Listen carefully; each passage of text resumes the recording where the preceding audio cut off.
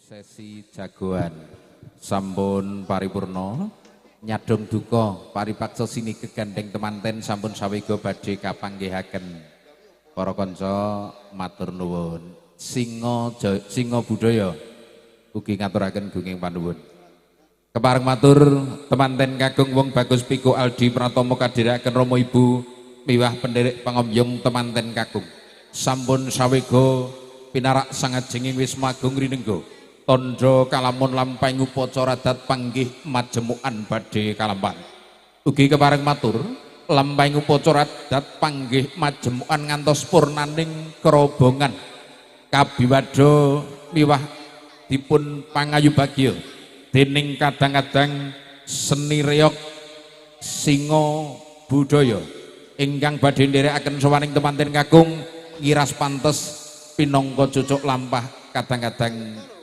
ingkang handherekaken sawaning temanten kakung singa budaya monggo tumunten kepareng siaga singa budaya kono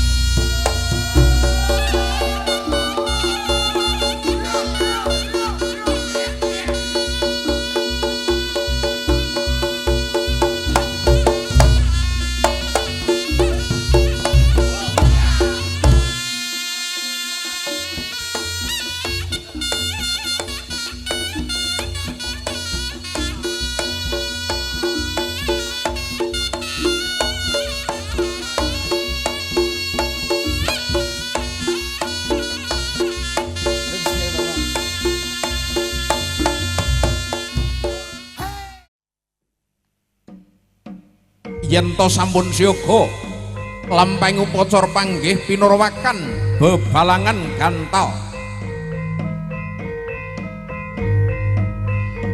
kumlawe kang asta kekalih temanten putri miyang temanten kakung hambalang gantal sawiji gondang tutur kang sajuga gondang kasih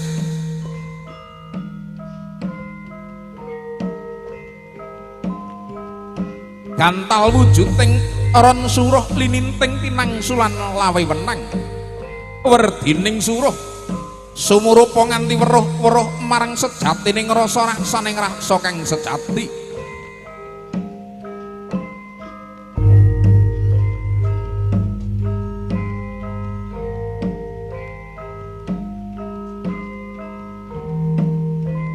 tasipun lajengaken nganti iring-iring nggih Mas kangge nderekke upacara ingkang dereng rampung kanca-kanca Singajaya.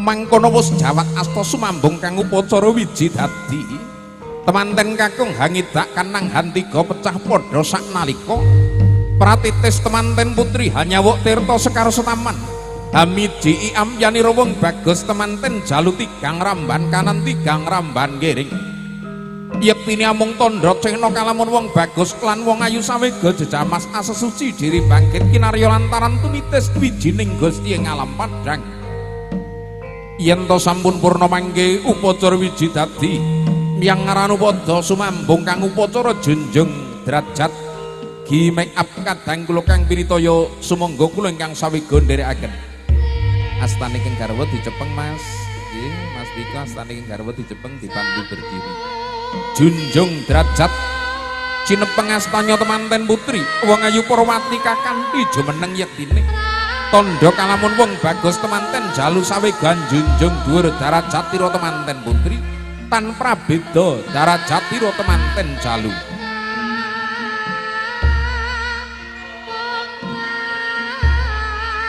laju riwala kadang-kadang singa budaya nggih menika nderekaken upacara adat ingkang dereng paripurna boleh dibantu keyboard dulu Mas nggih iring-iring sebelum gamelan siap yen pangapunten tetep irama reyokan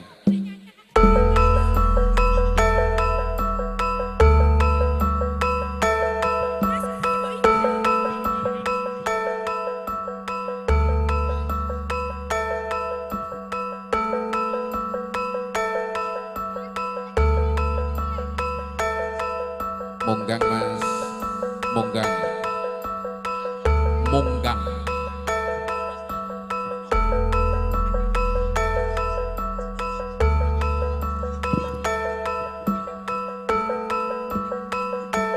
monggang monggang didamel monggang nggih kaparingan unjukan tirta wening jroning kendhi pratala yektine amung kinarya pratandha kalamun Rama Ibu hangga ngengudang mring temanten kekalih mugia jroning mangkon bebrayan lestari linambaran meninging cipta meninging rasa meneping kalbu budi tuwin karsa samono topi wis purna sumambung kang upacara sinduran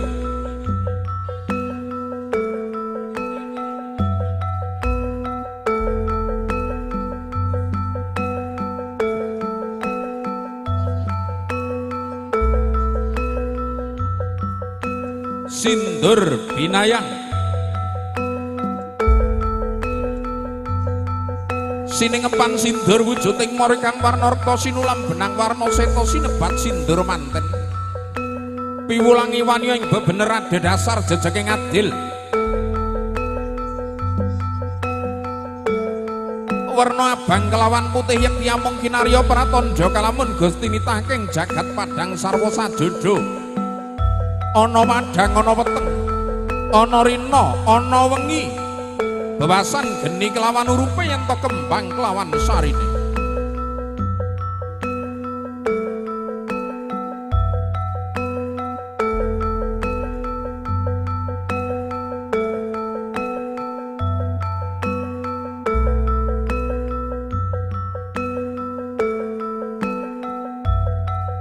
lajeng ing salebeting wisma pribadi temanten kekalih wong Ayu Purwati wong Bagus Piko Aldi Pratomo den acarane jumbo satataning adat kang lumampah ing laladan berubahan ngelambangan Wungu Kabupaten Madiun.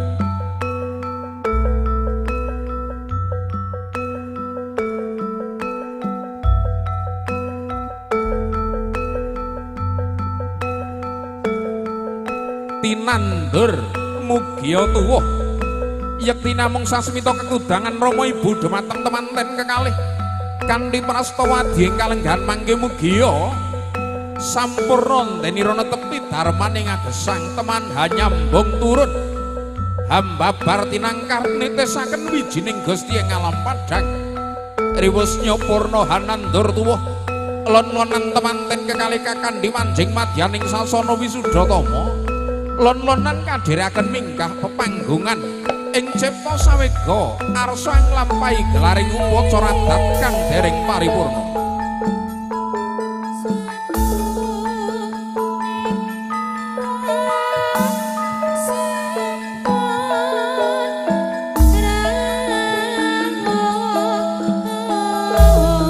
Saya saged saya ngengset denira lumampah seblak sampuratan jak urung konat kala samono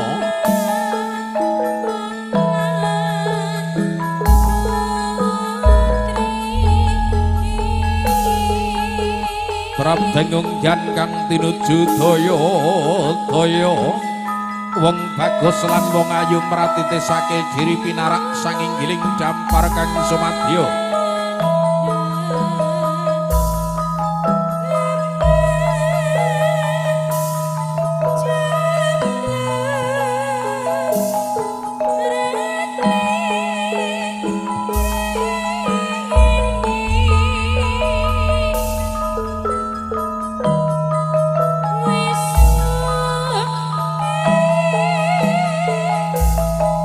Foto kadang sinaget para tamu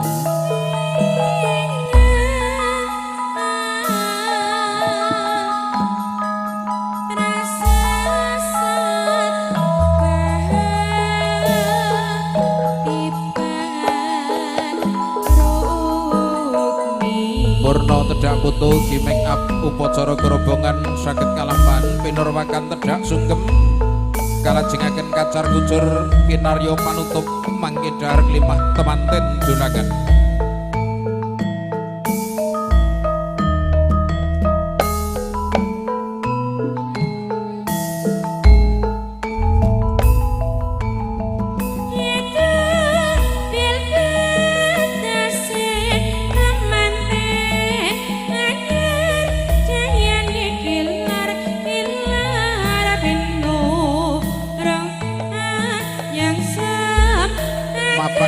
Langkung rumiyin Bobo Yati Bu Jainep monggo mapak besan langkung rumiyin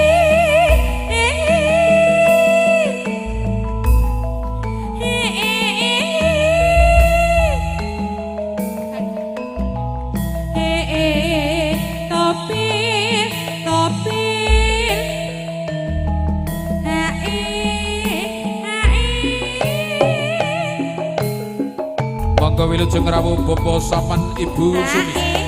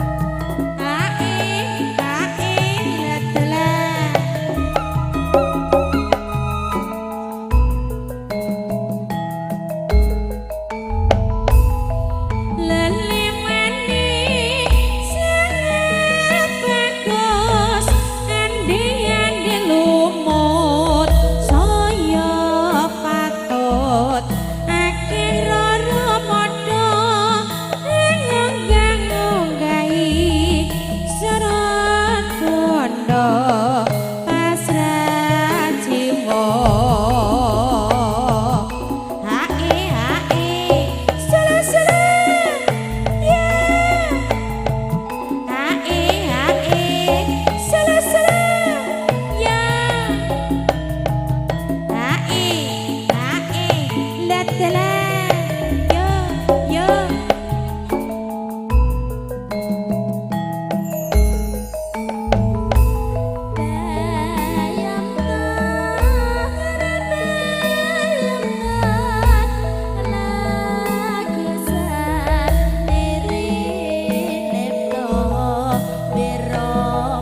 pinapang arawing kadang besan sekalian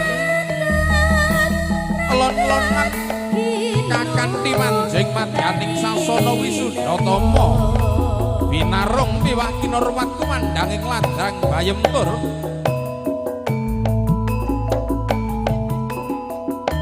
saya caket saya ngengsep lampahnya kadang besan sekalian pindha ginelak daya-daya enggal prapting madyaning sasana Wisudhatama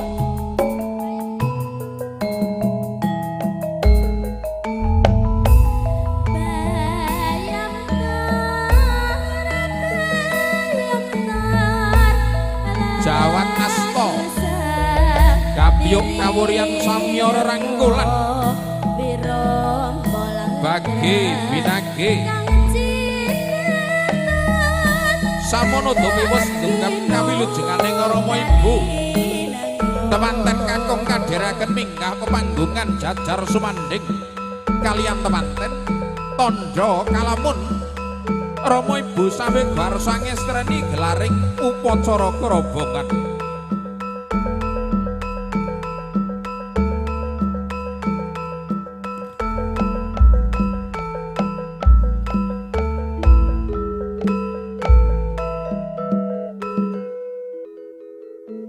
Singo budaya nuhoni dawuh saking temanten wiwah Rama Ibu upacara kerobongan kabiwado kumandanging gamelan riyok. Sumangga mangke sirepan nggih Mas. Nah, mangke sirepan dados supados kula anggenipun nyandra saged mireng suwanten piyambak. Nek niki wau mboten mireng swara kula dhewe nggih. Nganti rada bingung kula nggih. Matur nuwun. Sungkem langgeng rumiyin Ibu. Monggo singa budaya.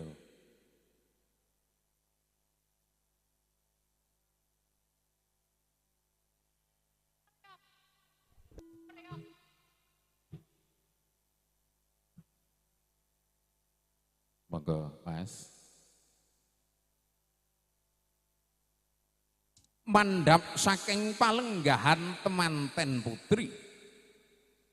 Daya-daya ngrungkepi pepadanya wong bagus temanten jalu.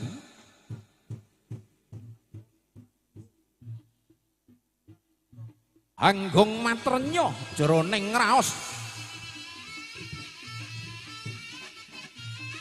Estine arsa matur ngandhara ngendukur nelake sedaya rasa tresna namung mekatenna. Sedaya mung ngatur kamung kandhek sajroning tenggak kang kawuryan mohong waspa kang dalewer. Sandrane bebasan nganti kaya tangkis gadal.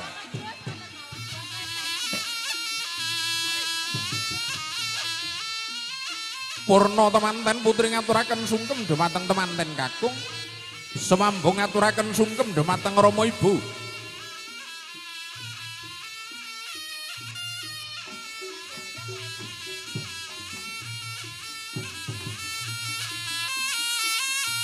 Linolos kanang duwung iya gegandengan asta humiring kang puji sesanti sedaya kagunan kunjuk mring Gusti.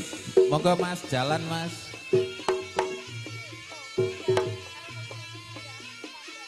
Sungkem dateng Bapak Ibu prapteng ngarsaning Rama Ibu giya tumungkul sumuyut hamari kelung aras padha pepadaning Rama Ibu.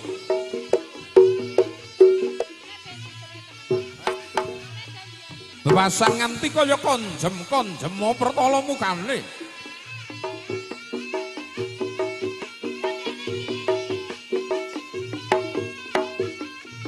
Gilir gumanti dene rong aras padha pepadaning Rama Ibu.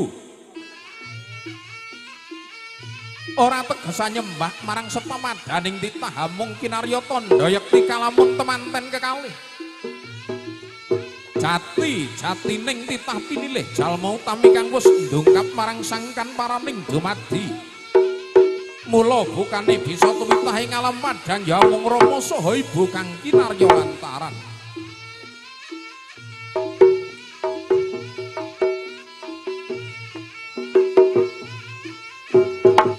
Kedhep tesmak kang pandulu Rama Ibu mula temanten kekalih anggrung kepi pepadanya sarwi tetawang waspa. Mangkono laju Rama Ibu paring dawuh mring temanten, "Duh, nger anakku. Purwati piku aldi pratama ing dina iki. Sira wis ninggalake mangsa muda tegese wiwit dina iki sira wis tumapak alam ing bebrayan pumukake.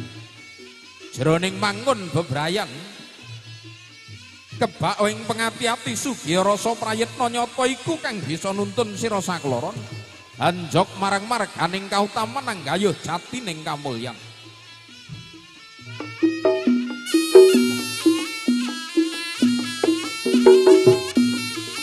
Kalajengaken kacar kucur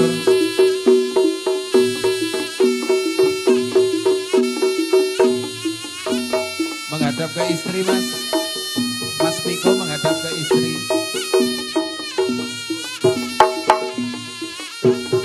Kacar kucur asok guna kaya kacar kucur wong liya dadi dulur kacang kawak dele kawak wong liya dadi sanak. Sak kawak-kawak ing kacang tuwin dele mugi maksih kawak ale wis mane temanten kekalih. Saling pandang Mas nganten Mbak nganten saling pandang. Sinuntak kang uga rampe tinampi kanthi pratitis tinangsulan kebak ing raos pengati-ati.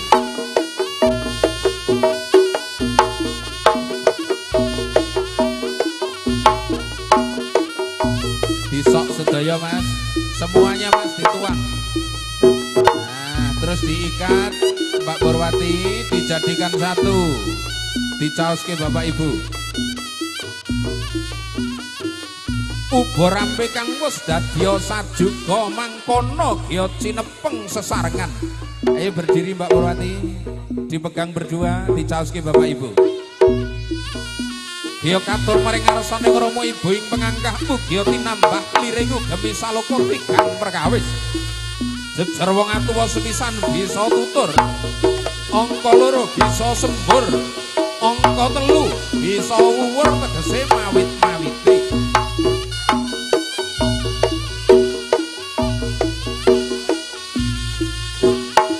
Sampun kembali ke tempat duduk.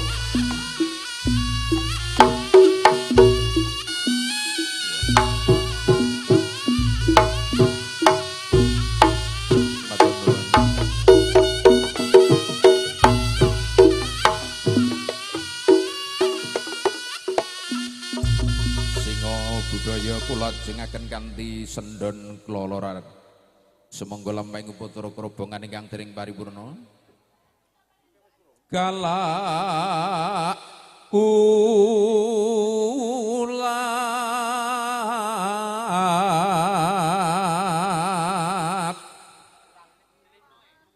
katitadet habaro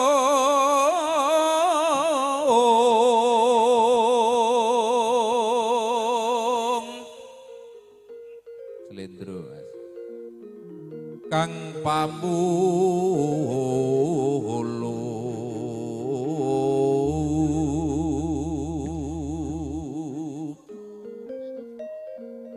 halus manis maweh gong.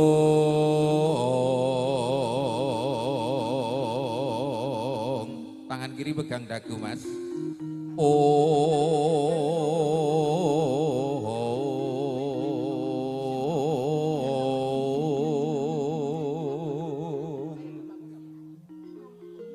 Sembodo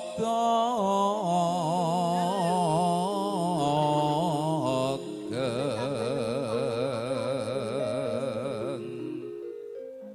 adat mondorangku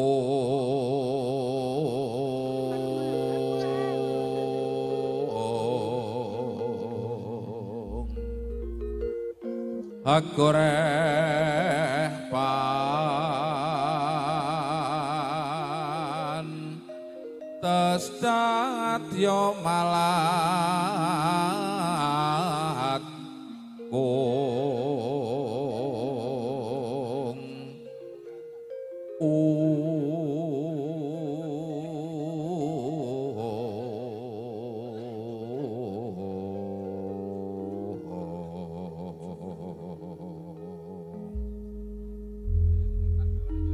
jangkeping kang dar klimah ngunjuk sesarengan saripatining anasir patang perkara bumi geni banyu saha angin jinipta dadya sajuga mangkono gya tinecep kong sitapis tigang rambaning pengangkah mugia mbabar daya pangaribawa sepisan wimbo santosaning jiwa kaping kalih wimbo santosaning raga jangkep tigang cecepan wimbo santosaning baliwisma kang rinakit temanten sakaruni.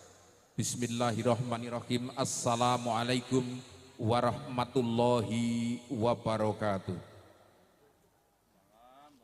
Alhamdulillahirabbil alamin wa bihi nasta'inu ala umuri dunya waddin. Asyhadu an la ilaha illallah wa asyhadu anna Muhammadan abduhu wa rasuluh. Rinengga sagunging pakurmatan kanthi tinarbukaning cipta rasa budi tuwin karsa.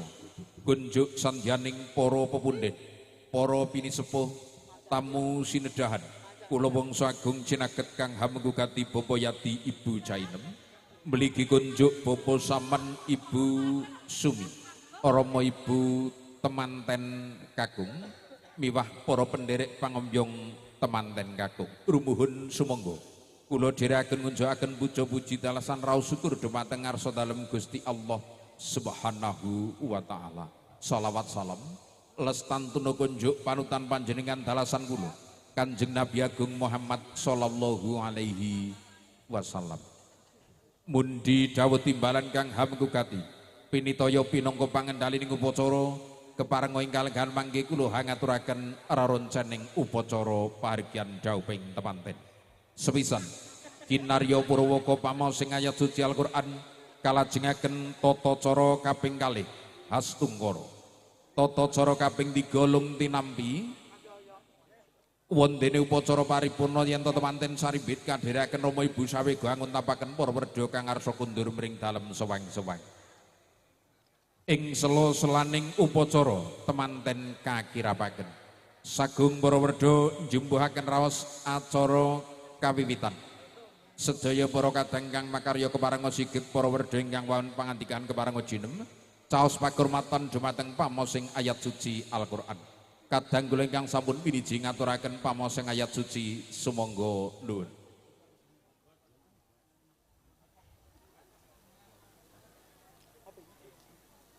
Assalamualaikum warahmatullahi wabarakatuh.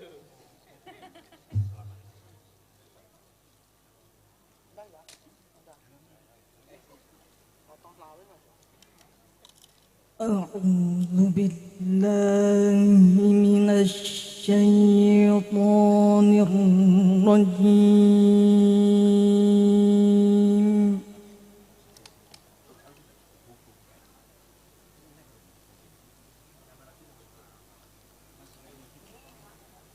بسم الله الرحمن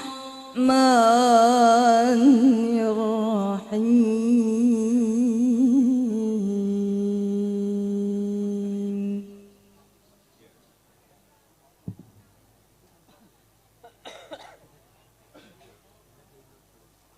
يا أيها الناس اتقوا ربكم الذي خلقكم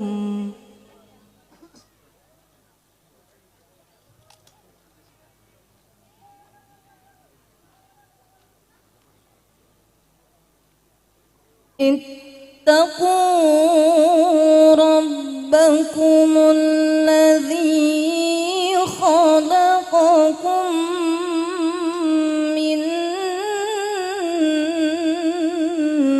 نفس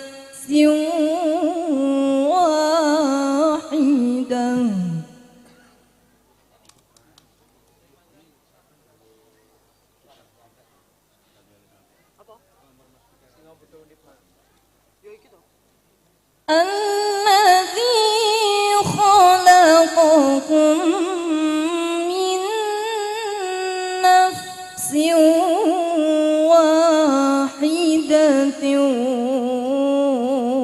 وخلق منها زوجها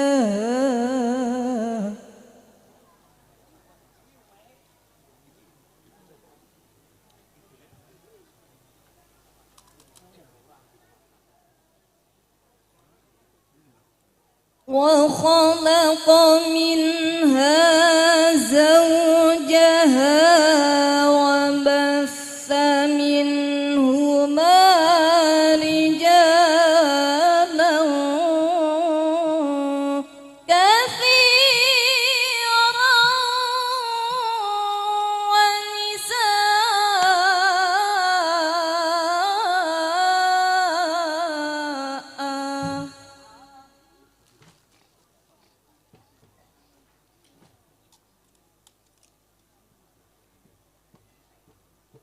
واتقوا الله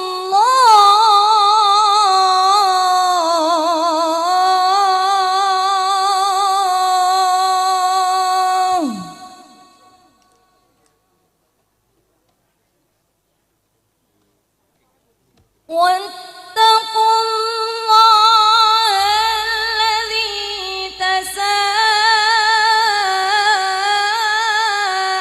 تساءلون به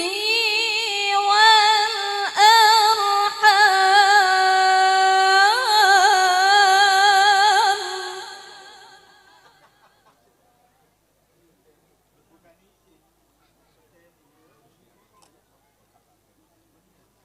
إن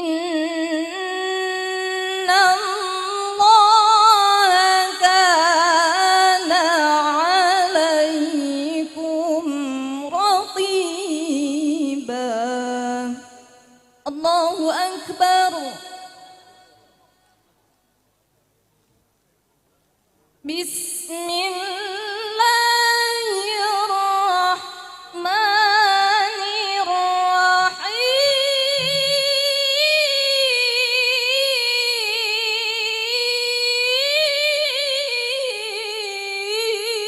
الرحيم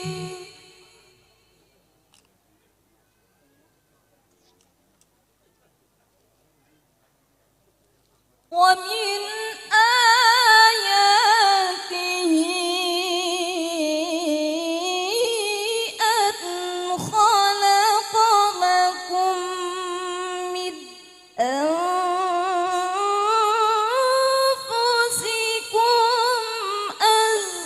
أزواجا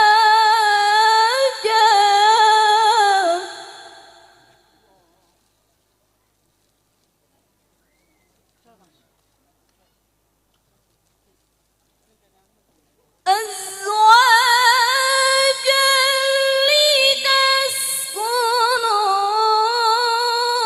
لتسكنوا إليها وجعل بينكم مودة ورحمة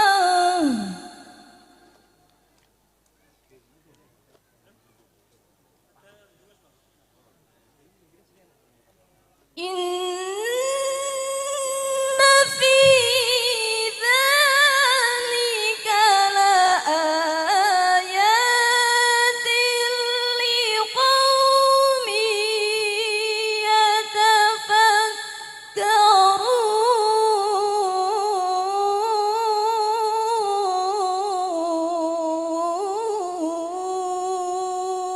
يتفكرون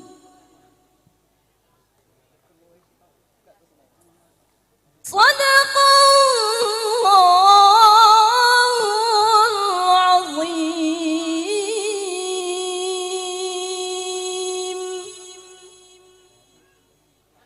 السلام عليكم ورحمة الله وبركاته.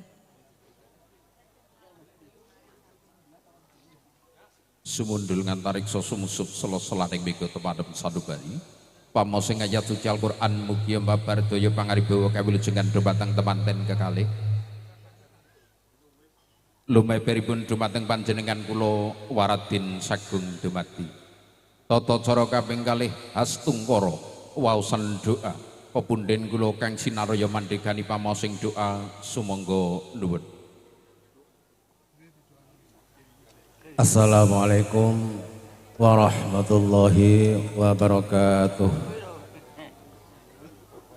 Alhamdulillahilladzi an'ama alaina bisihhatil ajsadi wal arwah wa halana nikaha wa haral masifah wassalatu wassalamu ala sayyidina Muhammadin nabiyil fatah wa arsalahu Allahul hidayatil halqi ila sabilin najah wa ala alihi wa ashabihi dawin nuri wal misbah wa ala tabi'ina wa tabi'ihim alladhina ja'u bisidqi wa salah.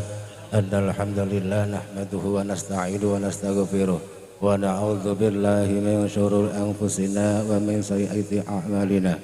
May yahdihillahu fala mudilla lahu wa may yudlil fala hadiyalah. Asyhadu an la ilaha illallah wa asyhadu anna Muhammadan 'abduhu wa rasuluh la nabiyya ba'dah. Qala Allah ta'ala fil Qur'anil Karim a'udzu billahi minasyaitonir rajim. Bismillahirrahmanirrahim. Wa min ayatihi an khalaqalakum min anfusikum azwajan litaskunu ilaiha wa ja'ala bainakum mawaddatan wa rahmah inna fi dzalika alaatan liqaumin yatafakkarun. Al-ayah. Hadratul muhtaramin para alim ulama panjenenganipun para pepundhen sesepah aji sepah ingkang satuh kena makdan langkung-langkung teman-teman panjenenganipun kadang pisan saking tlatah bulu sirapan ingkang kamulyakaken saha pangombyongipun. Nggih langkung malih dumateng para hadirin wal hadirat rahimakumullah wa bil khusus dumateng panjenenganipun ingkang kagungan hajat Pak Lek Suryati sakodrah ingkang kamulyakaken. Nggih niki langsung kemawon kangge singkat wekdal nggih kula kinten ajibacara doa niku wau wonten ing wingking tibake teng ngajeng tengah-tengah. Ning wonten saenipun biasanipun niku nak donga niku teng wingking niku biasane dereng ngantos donga niku sampun buyar. Nah niki pas niki. Pramila niki kula kalih purwangi wekdal kula dipun aturi doa ning saderengipun doa umum. Dadi niki ana doa sing sifatipun khusus ya. Artinya doa ini yang membacakan adalah temanten kakung. Pramila Mas Yoko, Mas Wiko, iki kula nyuwun tulung sampean mengke sampean terakaken kula nggih. Terake kula niki doae panjenengan mengke kula sing rumiyine terus mengke sampean terokan. Kalih jenengan asta tangan sampean napa niku wau nggih demok mbon-mbon mriki. Nah dipur nggih.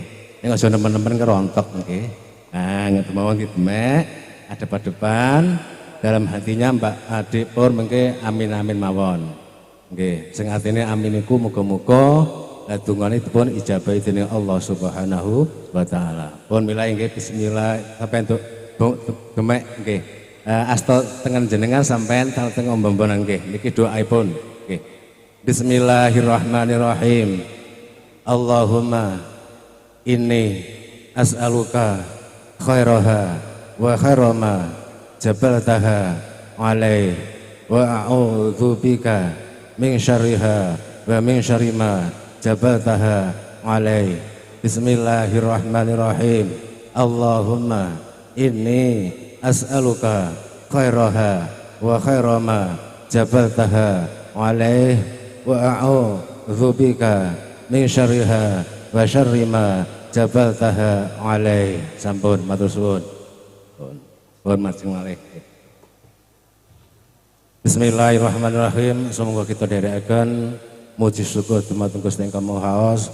Mugi-mugi menapa ingkang dados hajatipun Pak Suryati terusan Ibu Tasakina Bulan pikatur ridha saking Allah Subhanahu wa taala.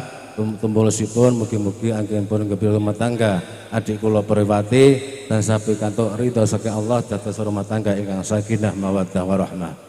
Ngala hadiniyah wa ala kulli niyyati salihah biridha ta'ala wa bi syafaati Rasulillah sallallahu alaihi wasallam. Al-Fatihah.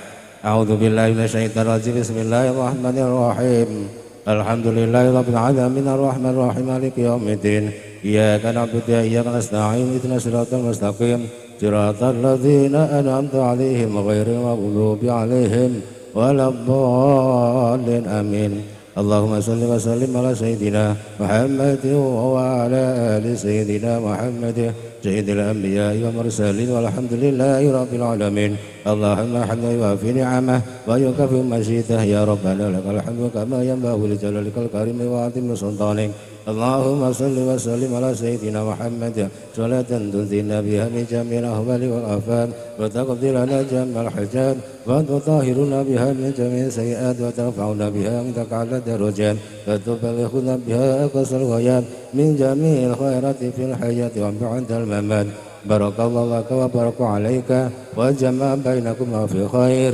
بارك الله لك وبارك عليك وجمع بينكما في خير. بارك الله لك وبارك عليك وجمع بيننا بخير. اللهم ألف بين ورثين بك وزوجته بروتي كما ألفت بين آدم وأمنا حواء وألف بينهما كما ألفت بين سيدنا محمد وسيدتنا خديجة الكبرى. اللهم ألف بينهما كما ألفت بين سيدنا علي وسيدتنا فاطمة الزهراء. ربنا هب لنا من أزواجنا وذرياتنا قرة أعين واجعلنا للمتقين إماما. ربنا اغفر لنا ذنوبنا وذنوب آبائنا وأمهاتنا ولمشايخنا ولجميع المسلمين والمسلمات والمؤمنين والمؤمنات الأحياء منهم والأموات. ربنا آتنا في الدنيا حسنة وفي الآخرة حسنة وقنا عذاب النار. سبحان ربك رب العزة عما يصفون وسلام على المرسلين والحمد لله رب العالمين. الفاتحة.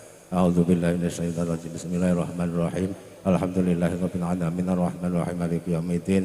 إياك نعبد وإياك نستعين اهدنا الصراط المستقيم صراط الذين أنعمت عليهم غير المغضوب عليهم ولا الضالين آمين. Saking Allah wonten kirang pasipun anggen kula matur pangapunten usikum wa nafsi bi taqwallah. Wassalamualaikum warahmatullahi wabarakatuh.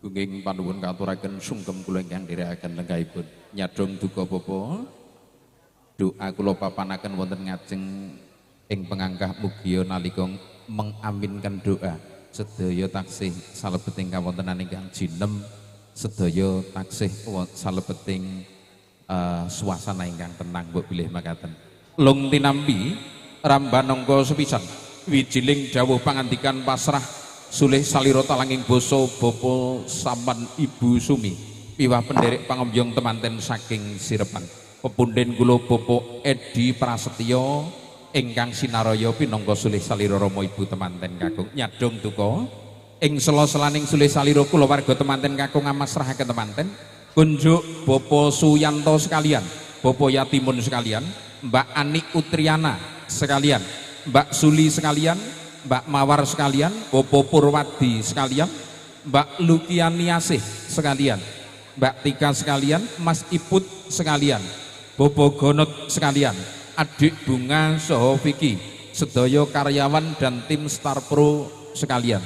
Kula warga temanten kakung kasuwun ngestarini putu sepisan malih boten nama ngirangi pakurmatan dumateng pepundhen kula Bopo Edi Prasetyo.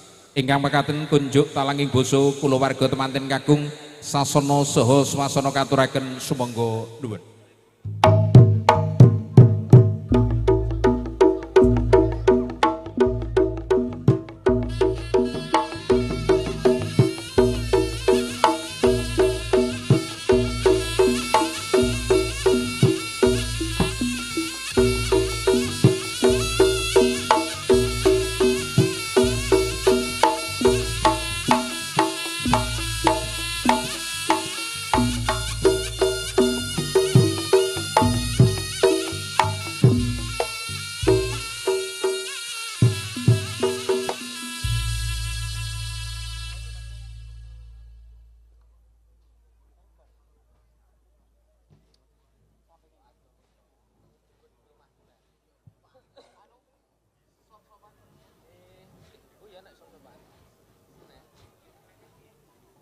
Assalamualaikum warahmatullahi wabarakatuh.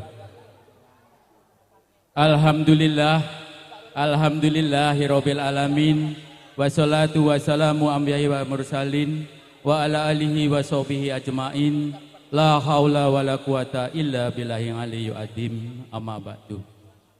Dumateng sagunging pinalenggah ingkang tansah satuhu kinurmatan, dumateng para pinisepuh sesepuh aji sepuh wonten ing laladan Brubahan Nglambangan Kecamatan Wungu ingkang tansah kawula pundheni, dumateng para alim ulama Rama Yai ingkang tansah kula taati dawuh-dawuhipun, ingkang tansah rina wengi sumandhing wonten ing kitab suci wahyuning ilahi. Wabil khusus dumateng panjenenganipun Bapak Suryadi Ibu Jainem saha sak kalawangsa sak gudrah pinalenggah sedaya kemawon ingkang boten saged kawula sebat setunggal mbaka setunggal. Saderengipun kawula matur, monggo sesarengan kawula dherekaken muja muji syukur wonten ngarsaning Gusti ingkang Maha Kuwaos. Dene punapa kula dalah panjenengan sami saged makempal dados setunggal wonten ing majelis mriki kanthi kahanan rahayu wilujeng slamet, boten wonten alangan rubeda setunggal punapa-punapa. Boten kesupen sholawat saha salam mugi tansah kunjuk dumateng junjungan kita, junjungan panjenengan sami Nabi Agung Muhammad sallallahu alaihi wasallam ingkang tansah kita antu-antu saabadipun wiwit niki ngantos benjing wonten ing delahan yaumul kiamah. Allahumma amin. Bapak Ibu sekalian ingkang kula hormati, ing mriki kawula minangka pinercaya dados dutaning wicara panjenenganipun Ibu Bapak Saman Riman saha Ibu Sumi saking Dukuh Mbulu Desa Sirapan Kecamatan Madiun, saperlu hamasrahaken pinanganten nun inggih Adimas Piko Aldi Pratama. Oh Pratomo, ponake dhewe lali. Nggih, Mas Piko Aldi Pratomo. Bapak Ibu sekalian ingkang kula hormati, wonten ing enjang wau Mas Piko kalih Ibu Mbak Purwati sampun kaijabaken sahingga sampun dipun akeni menjadi suami istri pasangan yang sah miturut agami, miturut negari.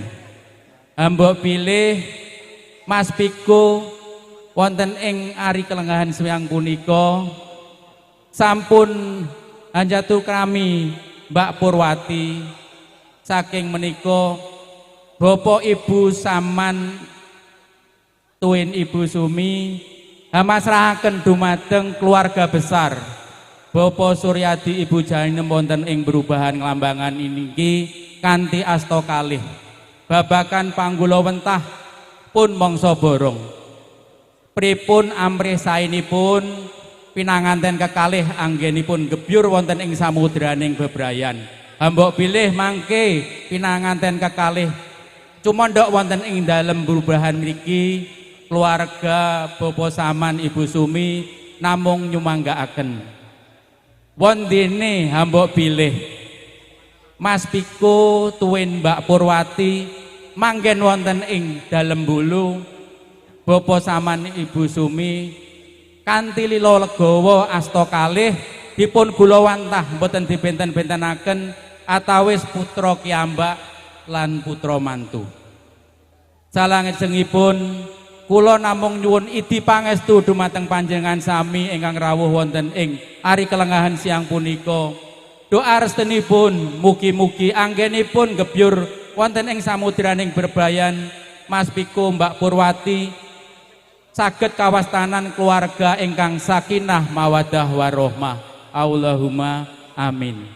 Salajengipun ingkang angka 3 mbok pilih mangke wonten ing dinten Rebo Wage tanggal 24 September 2000 selangkung wetawis tabuh sedasa keluarga Bapak Suryadi, Ibu Jainem saha pinanganten kekalih kairing pangombyong sak cekapipun dipun aturi rawuh wonten ing dalem hulu sirapan saperlu dipun estreni adicara ngunduh mantu.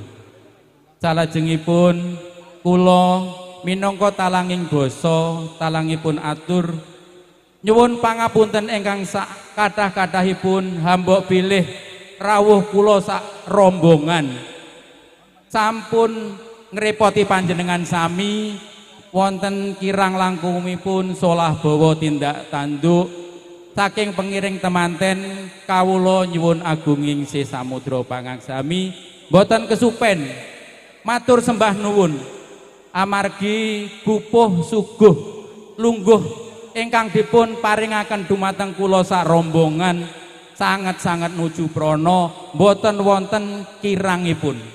Pramila mugi-mugi Gusti ingkang Maha Kuwaos hanyatet napa ingkang dados panjenengan pasugataken wau minangka amal soleh mangke wonten ing yaumul kiamah. Ingkang terakhir kula namung saged nyuwun agunging si samudra pangaksami hamba bilih anggen kula matur minangka talanging basa keluarga Bapak Saman Ibu Sumi. Billahi taufik walhidayah wal ridho wal inayah. Wassalamualaikum warahmatullahi wabarakatuh.